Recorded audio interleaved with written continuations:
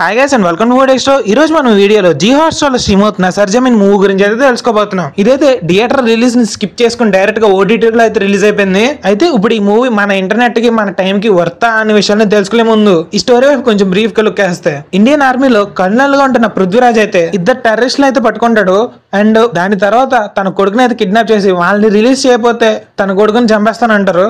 అప్పుడు పృథ్వీరాజ్ ఏం చేశాడు, దాని తర్వాత మూవీ ఎలా ప్రోగ్రెస్ అయింది, దాని వల్ల ఎలాంటి ప్రాబ్లమ్స్ వచ్చాయి అన్న విషయాలను మనం ఈ మూవీ చూసే తెలుసుకోవాలి. ఈ మూవీ చూస్తున్నంత సేపు నాకు విజయ్ గోట్ మూవీ గుర్తొచ్చింది. ఇక్కడ స్క్రీన్ ప్లే డిఫరెంట్ అయినా సిచ్యువేషన్ అయితే ఒకటే. ఇవన్నీ పక్కన పెడితే అసలు మూవీ ఎలా ఉందన్న విషయానికి వస్తే నా వరకు it's an below par average virtue అని చెప్పాలి. ఇందులో ఫాదర్ అండ్ సన్ ఎమోషన్ ఉంటది, మదర్ అండ్ సన్ ఎమోషన్ ఉంటది, కానీ అది ఏం వర్కౌట్ అయినట్టయితే ఏమనిపించలేదు. అండ్ అలాగే మూవీ ప్రోగ్రెస్ అయ్యే విధానం కూడా చాలా ప్రిడిక్టబుల్ గా అయితే ఉంది, ఎక్సెప్ట్ క్లైమాక్స్ ట్విస్ట్ ఒకటి ఉంటది, అది తప్ప మిగతా అంతా.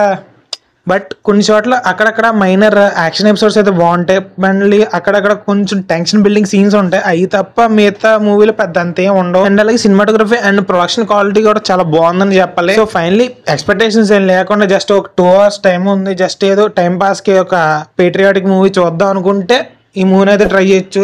So that's the review guys. ఈ రివ్యూ కనుక మీకు నచ్చినట్లయితే ఇలాంటి మరిన్నో మూవీ రిలేటెడ్ ఇన్ఫర్మేషన్ కోసం మన మూవీ డెక్స్ట్రో ఛానల్ సబ్స్క్రైబ్ చేయండి and keep watching movie Dextro.